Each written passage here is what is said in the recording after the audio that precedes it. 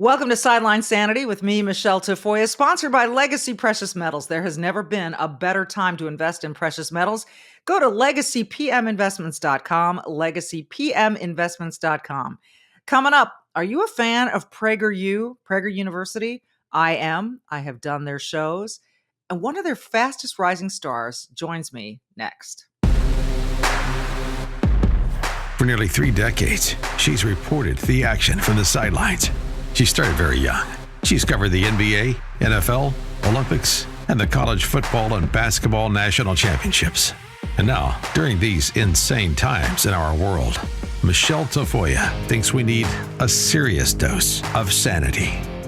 This is Sideline Sanity with your host, one of the sanest people on planet Earth, Michele Tafoya.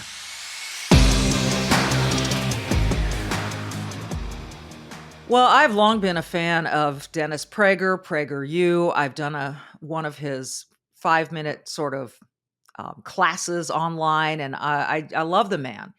And I respect everything he does and everyone he brings on board, and that includes today's guest. Amala Ekpunobi is a rising star on Prager University. I'm so glad you could join us, Amala. Thank you so much. Oh, thank you so much for having me. It's a pleasure. Likewise. I'm going to just cheat here and read from the little bio they put on PragerU. Raised in a far-left activist household, 21-year-old Amala Ekpunobi was once a student organizer for the left. Unanswered questions and a search for the truth led her to a complete ideological transformation. So I guess the first thing I want to ask you is what you remember about your experience of being raised in what is called a far left activist household. Sure. Well, yeah, I think about this a lot, and I go back in the past retrospectively to sort of grapple with where I was politically. But I was raised by a single mother of 3. She happens to be white. Not that that's important to me, but it does become important to the story. Okay. And she worked as an organizer for a far left organization, and she continues to do so. She does fundraising for a lot of the leftist movements that you see working in the state of Florida right now. So from a really young age, as a biracial daughter to a white mom, she made me really cognizant of my race, of my gender. And I've got plenty of stories and in times where she told me, life could be a little harder for you because you were born Black in a white America. So from a really young age, that was just the teaching that I had. And I internalized that in a lot of ways. Where did you fall in the birth order of the 3 siblings? I'm the middle child. The middle child. Well, I find all that stuff fascinating because I think there are interesting dynamics at play depending on where you are in the birth order. Now, what do you have? Sisters, brothers? Yes, I have an older brother and then a younger sister. And did they were raised the same way, I suppose? Very similarly to me, I took to it a little bit more. I was super passionate about politics from a really young age, and I wanted to sort of follow in my mother's footsteps and do what she was doing. Well, clearly something changed. What happened? Yeah, so I worked as an activist for quite some time on a volunteer basis throughout middle school and high school. And then when I graduated, I thought, okay, there's no need to pursue higher education. I'm going to change the world. Sign me up. I want to be a youth organizer. And I went to my mom and I got hired at her organization. So I was working alongside her day in and day out. And eventually, as I was working there, I just started to notice some inconsistencies in what we were saying versus what we were doing. There was a lot of blatant racism towards white people that was just constantly going on in between the walls of where I was working. And I was dealing with that 9 to 5 every day, and then going home to my white family, my mom, my grandparents who had cared for me my entire life. And my grandparents happened to be conservative. So I was hearing all these nasty things about what it meant to be white in America, and then coming home to this loving family. And eventually I just couldn't hold those 2 thoughts in my brain at the same time. You're a wise and smart young lady. And so where did then the discovery start? That is clearly a contradiction you were seeing in the world. And so what did you do about it? I took it to the higher ups at the organization because I had a lot of unanswered questions questions alongside the whole racism thing. And I went to him and confronted the VP of the organization. And when confronted with what I had to say, he looked at me and told me, "You don't know how oppressed you are. It's not my job to teach you about that oppression. It's not my fault you're not as angry as you should be." And I went, "Okay, I think I'm Wow. in the wrong room, Michelle." And Wow. yeah, I ended up, as any young person would, just going to the internet and searching up, different things and different issues that I was concerned about, not really with the intent of changing my mind. I wanted to reinforce what I believed. And I ended up finding people like PragerU and Tom Sowell, who I now have behind me on my set. And I watched their videos, and my complete and utter outlook changed on everything. It is amazing because that has been the mission of Prager University. And in you, you're a living example of how their mission is getting accomplished. My brother likes to call it you eat an elephant just one bite at a time, and it's slow but sure. But it's really interesting. Was there any particular episode or something that you saw of Thomas Sowell that made you go, kind of like hit you like a ton of bricks? Yeah, so with PragerU specifically, I found this 5-minute video that they created with a man by the name of Sheriff David Clark, Hmm. and the video was titled "Cops Are the Good Guys." And I saw the title of this video, and I thought, this is going to be some racist piece of propaganda. Let me click it. I'm going to watch it. It's only 5 minutes. And I got to the end of it, hearing this former Black police sheriff talk about his experience, talk about the stats when it comes to police brutality. And I got to the end and I thought, oh no, I'm wrong. And it was a really hard thing to admit internally. I wanted to just push back and say, no, everything that I've been taught has been completely right. But what that video sparked in me was, questioning, if I'm wrong about this, what else could I be wrong about? And I went down the rabbit hole and found Tom Sowell, and eventually went and bought his book. And the book that hit me the hardest was Discrimination and Disparities, where he basically debunks all these ideas we have about institutionalized racism. And I just couldn't believe it. And it was really hard to admit that, I was wrong about this. What is remarkable to me, and I give you great credit, is that that probably was extremely difficult. And some people will not confront the issues. And I've got them in my family. They won't confront the issues. They won't read the stats, or they'll find their way around it. They'll just finesse their way around it and never really come to the realizations that you have. So my next question is, what did your mom think about all this? Well, I always say, I had to come out of the closet as a conservative essentially to my mother. And she was not happy. And I completely understand. She dedicated her entire life to this ideology. She still continues to. And I think for her, I was just a child that was going to carry on and follow in the footsteps. So to have that completely crash and burn in front of you, I imagine is a difficult thing for both conservatives and progressives. So she was angry. There was definitely a period of a few months where every time we got together, there was some contentious argument about a social issue or news that was happening in the background. But eventually we were able to decide, maybe politics is not a huge part of our relationship, and we can just keep our mother-daughter dynamic, because that's more important than any of the issues that we could argue about. That's beautiful, and people could learn from that example. Again, I refer to my own family. We all have our stories, right? But there are still some fractures in my family based on politics, and it's very difficult. So now, yeah, my sister and I are trying to bond over things like baseball, and and Right? maybe keep it to that, because otherwise it can get off the rails pretty quickly. It's a remarkable story. And then your grandparents, you said, are conservative. What do they make of all of this? I really never realized, where my grandparents stood politically. Through my childhood, I noticed that they watched a lot of Fox News. Every time I was at their house, that would be on in the background. But they were just conservative in lifestyle. They led by example. So when I came to them and said, "Hey, I think I'm on your side now," they just, shrugged and said, well, I think that's great. And I love to see where you go with it. And it wasn't really a big event like it was with my mom. Right, right. It wasn't like this big party that like, No, yeah, she's certainly with us. not.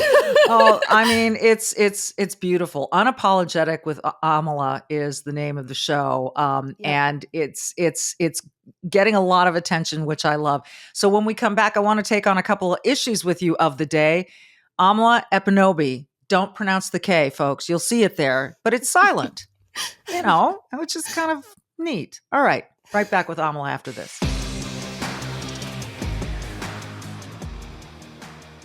One of my favorite presidents of all time was Ronald Reagan, and he once said, all great change in America starts at the dinner table. And there's no company doing more to get people to the dinner table than Good Ranchers.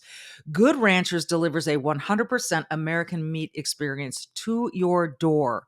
This is phenomenal.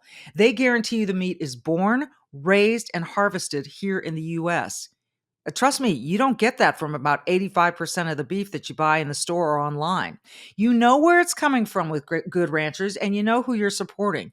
And by the way, they support us, so we support them. They also happen to have great tasting chicken, seafood, and beef. So why not buy your meat from a company that strengthens the American farm? Supporting American causes can feel great, but it also can taste great with Good Ranchers.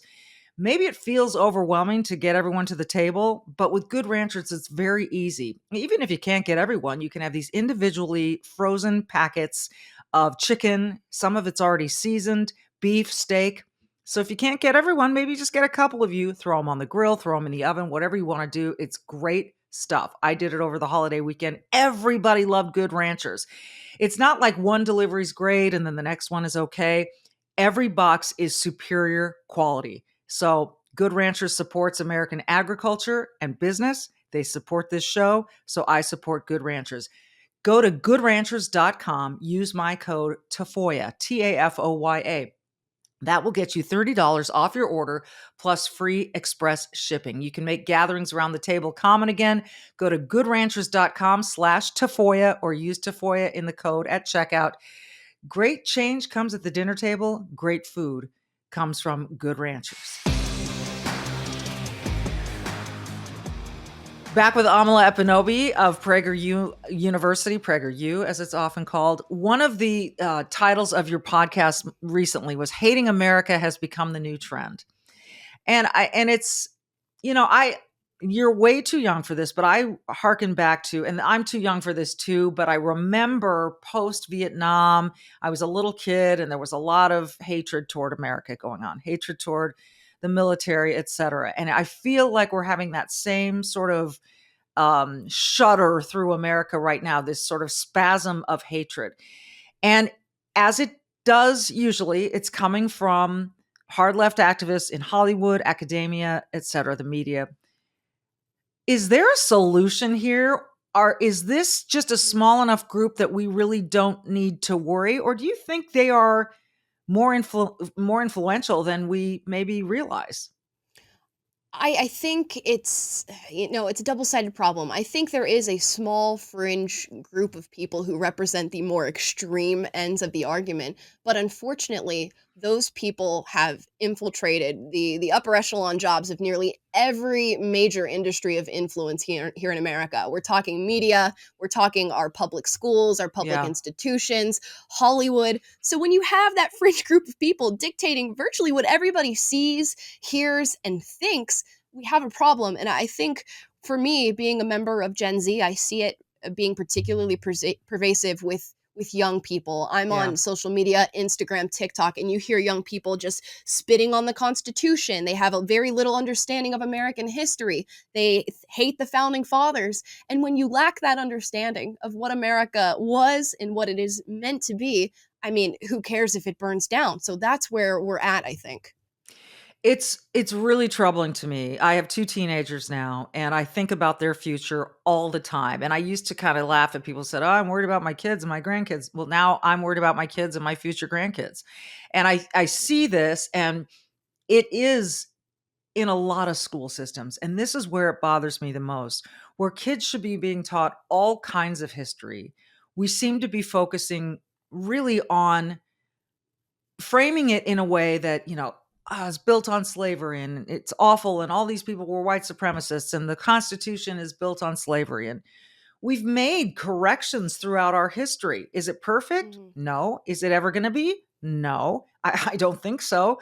So, and Right. certainly socialism is not going to be the great equalizer, dear God. So when do you get the sense that some people are seeing just how far left, like the NEA the other day saying we want to call mothers the birthing parent. I Right. got so pissed off, Amala, because I'm a mom. I love being called mom and mommy, and I love calling my mom a mother. And this word has been around forever, and it's Mhm. filled with love and spirit and genuine care. And unless it's used in a different way, and then it's not so much. But you get the idea. Right. You, Right. you know, I just wonder if the pendulum has swung so far that we may come back at least a little bit more toward the center. What do you think of that idea?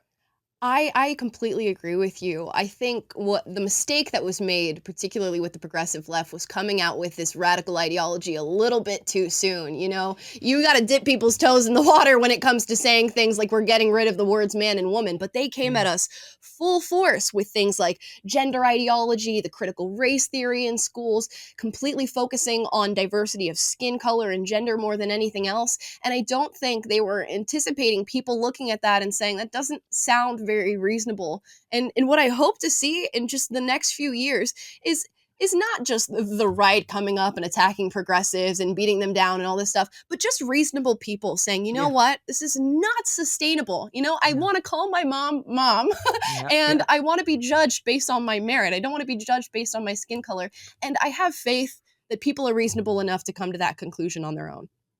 I think a lot of people have, and one of Hmm. the fear factors is coming right out and saying so, right? And so that the loudest voices are the ones on either side of the political spectrum screaming and shouting across the rest of us and meeting here at this outrage point, while all of us Right. are kind of sitting here going, we'd really love to speak out, but we might get canceled or we might lose our job or we might lose our friends or our family. So I'm just going to shut up and let these two sides go at it.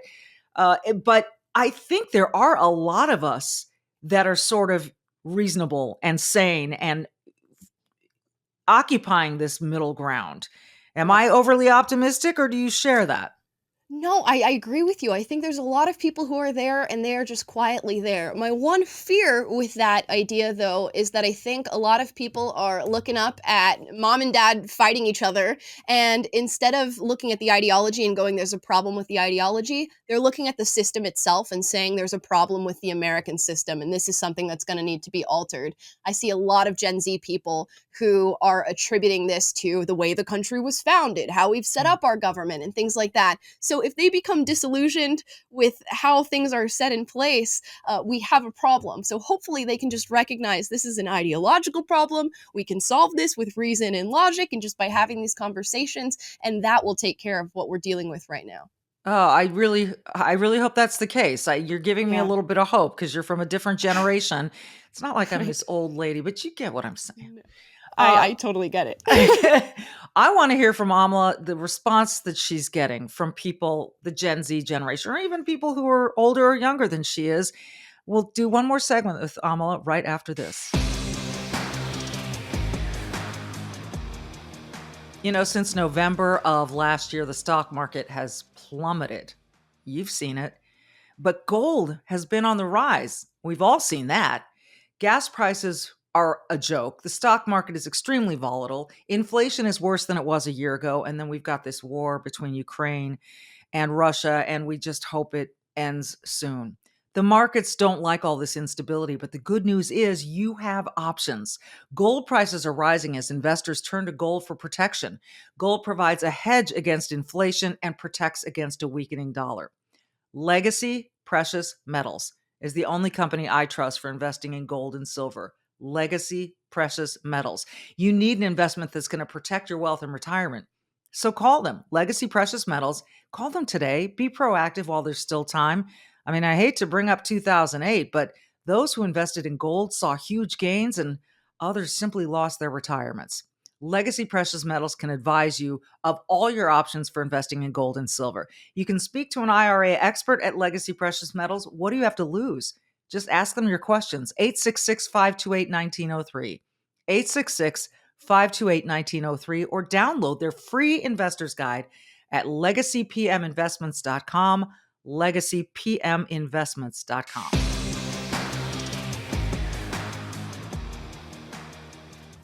Her show is on PragerU. You can find it. And she is a remarkable young woman who found her way to reason on her own, Amala Ekpunobi. So clearly you're out there now. You're an influencer. You're a voice. Yep. And you're speaking to, I would guess, a lot of your own age range. What are you getting back? What kind of feedback do you get? I mean, because there can be some really malicious hatred that could come back your way. What's it been like?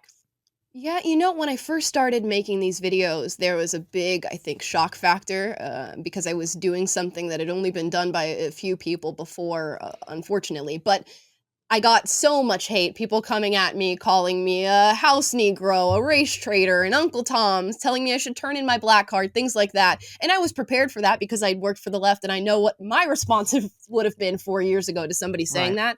So I dealt with that and the rush of that hate, and eventually just the support that I got was overwhelming all of that. And every now and then I'll make an episode that is particularly controversial to some people and I'll get a wave of leftists coming at me with death threats and things like that. But it's most likely overshadowed by the support that I get on any given day.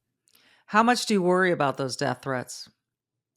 I go through phases. I'm definitely hyper vigilant when I'm out in public spaces. I'm constantly scanning and looking around me because there have been some that have been particularly detailed when it comes to my personal life. But, I just let it wash off my back most of the time. I think what the internet has done for a lot of people is just given them anonymity, and they feel comfortable in that anonymity saying anything that comes to their mind. So like water off a duck's back most of the time. Well, and you have to be fearless to be in this, right? I mean, you've got to just say what I'm doing requires courage. And so I've got to exemplify courage, which, right? I mean, don't you think you have to demonstrate that in order for that to, I think it also shuts them up a little bit.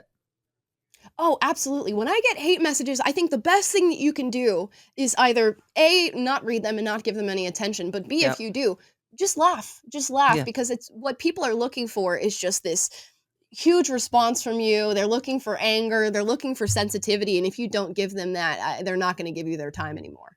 That's one of the things I try to tell my kids and try to tell my viewers is if you apologize, then they'll keep coming at you until they shut you up completely. If you don't apologize, if you really believe what you're saying, what you're speaking, what you represent, don't apologize, and eventually they're going to just scoot off and find another target. I think that's the way to go. So that's very wise of you. You're right. We're still right in the middle of the Roe v. Wade, all the fallout from that. How have you addressed it, and what do you think just the hyperactive rage is going to do come November? I think really so much of this is theater. When I watch the protests that are happening outside the Supreme Court and I see these young women who have taken the time to write little puns and jokes on their signs, I think a lot of people sit on the edge of their seats waiting for moments like this because they want to be outraged. They want to be out there. They want to have the story that they tell their kids, oh, in 2022, I was outside the Supreme Court protesting. And for the most part, life goes back to normal. I'm really so over the cyclical outrage waves that we go through. It seems like every single week in America. I know. But more so than anything, the way that I approach it is you just got to understand the Supreme Court has decided to give the states their rights back on this issue and allow them to make the decision, which means your elected representatives are making the decision, meaning you now have a voice on the issue. Yeah. And that seems to go over people's heads.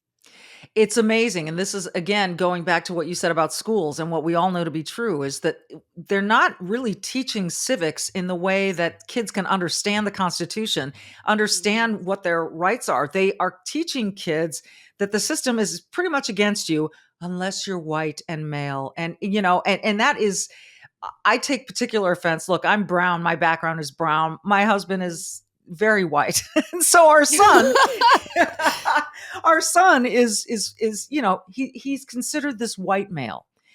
Uh-huh. And I'm worried. I worry for him in terms of he's these young men who are white, I think are feeling so just attacked and targeted these days. And they're just human beings. He didn't have any control Yeah. over this. Right. I mean, I look at the rise of somebody like Jordan Peterson, and you look at his main demographic of these young white males who are simply Yeah. looking for direction in a world where they're constantly being shunned away or pushed away or told that they're oppressors. And I think that speaks to it. You got a lot of young people who are going to be looking for an outlet here because they're constantly being attacked. And the same can be said for the young black kid too. To grow up and be told that there are all these barriers in front of your success, but wait, they're invisible and you can't see them, but the white people are doing it. It's just building and fueling a fire of just racial hatred and division. And it's not going to bode well for anybody in this situation. No, it's not. And I get I get sickened by, especially when it goes on in schools. And I can tell you from experience, it's going on in private schools, in public schools, all kinds of schools. And I'm a huge advocate of school choice for this reason.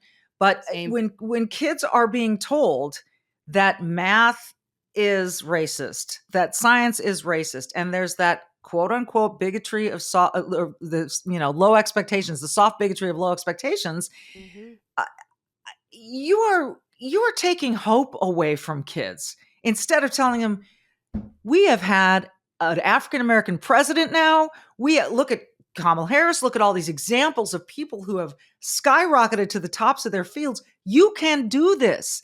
I mean, read Up From Slavery by Booker T. Washington, and you get a pretty good idea of what is possible. But it seems to me, I don't know, I read that in high school. My kids are not. Oh, what was that?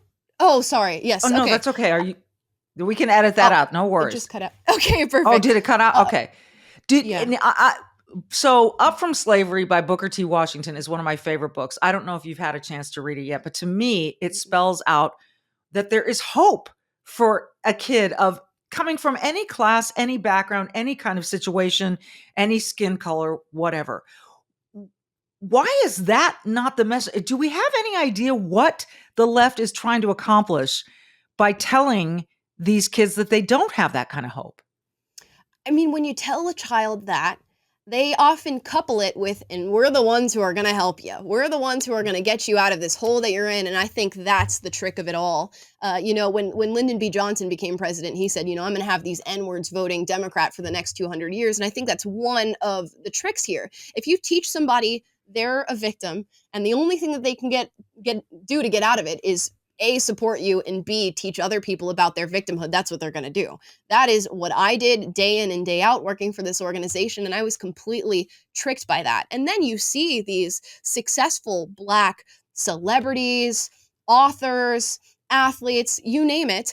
And even though they've managed to garner success in this country to the tune of millions of dollars, they too hop up on the soapbox and spit the same lies out, not even being able to look at their own success. And that's something that I personally went through. I grew up in a rural, conservative, white, Christian area in Florida, which should have been the hotbed for systemic racism. And I was really successful in school, graduated valedictorian, but still, if you had asked me, I would have said America was a racist country and I was sitting in the middle of it. It's like we cannot separate ourselves from narrative versus reality anymore. I am so impressed by you. I have been impressed by you for a while, but talking to you now, just getting the opportunity to converse with you, it's remarkable to me, and it gives me great hope that you can influence others to see what you discovered, to do a little bit of digging, to use their noggins and maybe read something. If someone had told you 5 years ago that you would be where you are right now, what would you have thought? Oh my gosh, I would have laughed in their face. You mean to tell me that I'm going to be working for another side and talking about how these narratives are harmful for people? I would have laughed in that person's face, but I mean, here I am and it happened. So I don't know what else I can say. Well, it's so much in part credit to your brain, your courage, and I'm not just sitting here trying to blow smoke. What I'm trying to do is use you as an example. You are an exemplary human being, someone that did the work herself and answered her own questions and didn't just let the narrative stick. And I'm so impressed by that because I think it is rare. And my hope is that people listen to you, tune into your podcast, watch you, and understand what is possible, and that you can be okay with it, and that you can say to yourself, "Oops, maybe I was wrong. Maybe I was wrong." So kudos to you for the courage, kid. I think it's fantastic. Oh, thank you so much, Michelle, and thank you for having me on. It's been great, and I hope that more people hear what you have to say as well, because I think it's sorely needed in the country right now. We need sanity. We need Yes, we sanity. do. And so we're going to just keep trying to promote it. Amala, it's been great having you. Check her out at PragerU. Terrific podcast, terrific young lady. I think you've all discovered that. It's okay that I just called you a young lady, I hope, right? Of course.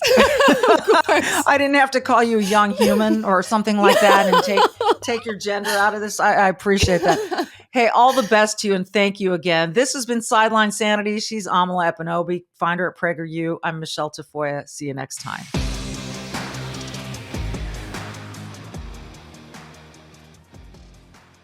So, with the economy the way that it is, which is not great, makes you think about what is smart investing these days. I was given a gift of gold by my mom. My husband and I were gifted some gold for a wedding anniversary, and we're really grateful. And I am really grateful to Charles Thorngren, who joins us now from Legacy Precious Metals, a sponsor of Sideline Sanity. Charles, we appreciate you so much.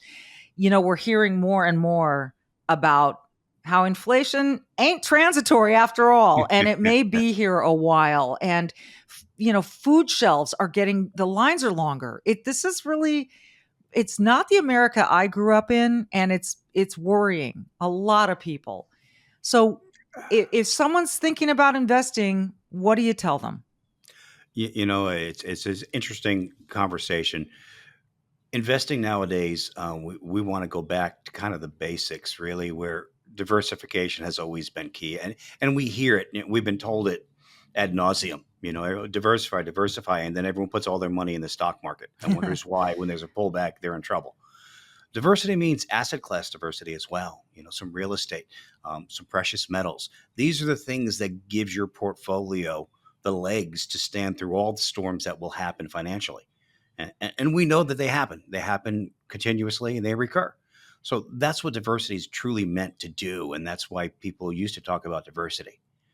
So when people see the value of the dollar declining or they see inflation, how do you get the average person like me to understand that gold can still be appreciating or that gold can protect against that stuff? How does that make sense for people?